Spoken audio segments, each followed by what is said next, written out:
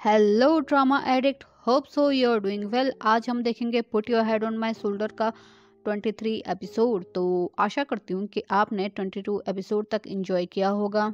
जैसे कि हमने लास्ट एपिसोड में देखा था कि प्रोफेसर चैंग जुयुइन और गुवई को देते हैं एडमिशन लेटर, और जुयुइन तो अपने घर में बता दिया है कि वो जा रही है जर्मनी पढ़ने के लिए, पर गुवई ने अपने पेरेंट्स और सितमो को अभी तक नहीं बताया है।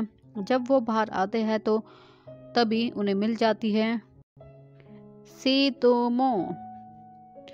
तो वो सितोमो को लेके लेबोरेटरी में जाता है। वहां पर सितोमो कुवे से कहते हैं कि अपना कोट उतार कर मुझे दो, मुझे ही पहनना है, मुझे फील करना है कि तुम कैसे साइंटिस्ट जैसा फील करते हो।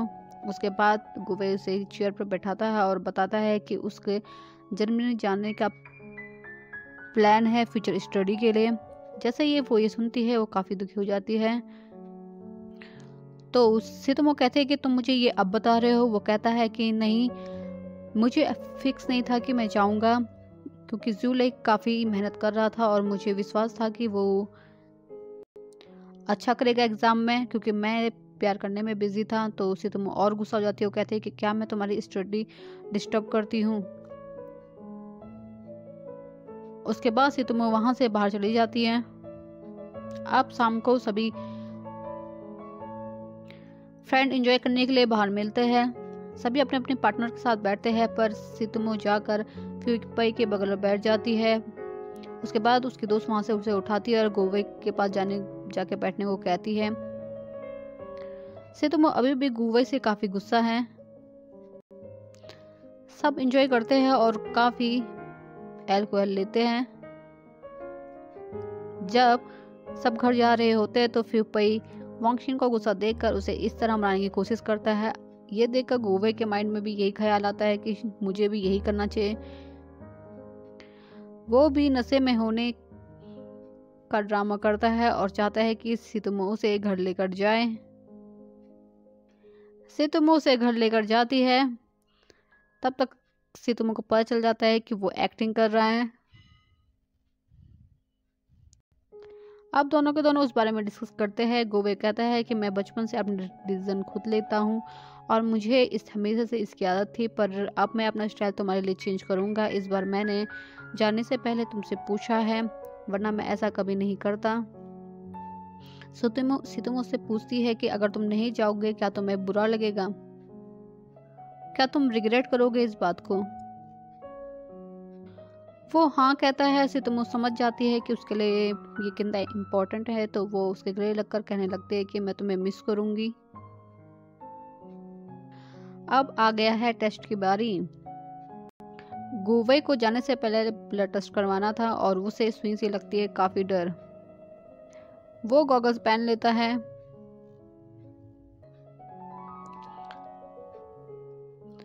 जब वो वापस आ रहे होते हैं हॉस्पिटल से तो सितुमो की मॉम का कॉल आता है और वो बताती है कि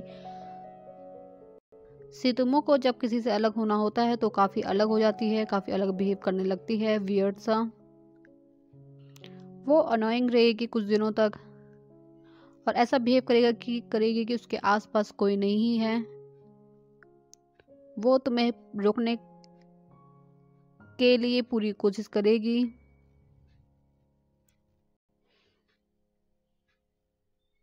अब आ गया है दिन जब गोवई को जाना है और सितुमो अभी भी पूरी कोशिश में लगी है, पर अब कुछ नहीं हो सकता है उसे।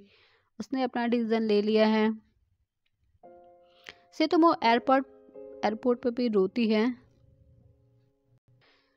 यहाँ पर सितुमो और उसकी कलीग साशा के पास जाते हैं और बोलते हैं कि उन्हें एडवर्टाइजमेंट पर अपना नाम भी चाहिए। तो उनकी जो डायरेक्टर है वो कहती है कि तुम कंपनी के सेटअप पर खुश नहीं हो तो मेरे रिजाइन कर लेना चाहिए। और सितुमो बड़े जोश से कहती है कि हाँ मैं रिजाइन कर दूंगी अगर यहाँ पर ऐसे ही होता है। वो रिजाइन करके चली जाती है। उसके साथ उसकी कलीग भी रिजाइन कर देती है। फ्यूपई ने अपनी स्पोर्ट्स कंपनी खोल दी है, पर अभी वो इतना सक्सेसफुल नहीं हुआ है। वांगशिन उसका पूरा साथ दे रही है। यहाँ से तुम जब घर आती है वो काफ़ी अपसेट होती है, तो वो अपनी मॉम को बताती है कि उसने रिज़ाइन कर दिया है। उसकी मॉम कहती है तुम्हें ये जॉब पसंद थी और वो काफ़ी अच्छी भी थी, तुमने रिज़ाइन क्यों कर दिया? तो कोई जवाब नहीं देती और अपने रूम में चली जाती है। उसके बाद गुवे का वीडियो कॉल आता है और वो आपस में बात करते हैं। जब वो डिनर के लिए आती है, उसकी मॉम उसे कहती है कि तुम्हें इनसिक्योरिटी फील नहीं होती है, तो वो बताती है कि हम रोज़ वीडियो कॉल करते हैं, हमें इनसिक्योरिटी फील क्यों होगी। तब वो उसकी मॉम उनसे समझाने की कोशिश करती है। जब वो रूम में वापस जाती है तो गुवे का कॉल फिर से आता है उसे। इधर गुवे के प्रोफेसर की बेटी गुवे को पसंद करती है और वो उसे बताता है कि उसकी गर्लफ्रेंड है, पर वो मानने को तैयार नहीं है। वो कहती है कि मैं उसे नहीं बताऊंगी। तभी उसका रूममेट आता है अपनी गर्लफ्रेंड को लेके और उसे कहता है कि तुम्हें लगता नहीं कि तुम उसके साथ बुरा कर रहे हो। लिंसी अपनी मैनेजर के साथ साशा के ऑफिस आता है और उसे वहां पता चलता है कि सेतोमो ने जो जॉब छोड़ दी है। अब जब सर्कल खराब हो जाता है तो वो जमीन पर बैठकर उसे सही करने के लिए कोशिश करती है। तभी उसे दिखता है वो प्रॉमिस लेटर जो सेतोमो ने अपनी मॉम के साथ साइन किया था। उसे याद आता है किस तरह गुवे ने इसे छिपाया होगा।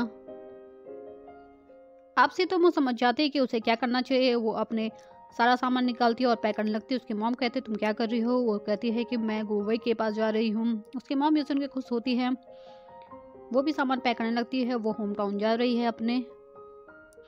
वो सेतोमो से कहती है कि बेटी शादी करके ही वापस आना।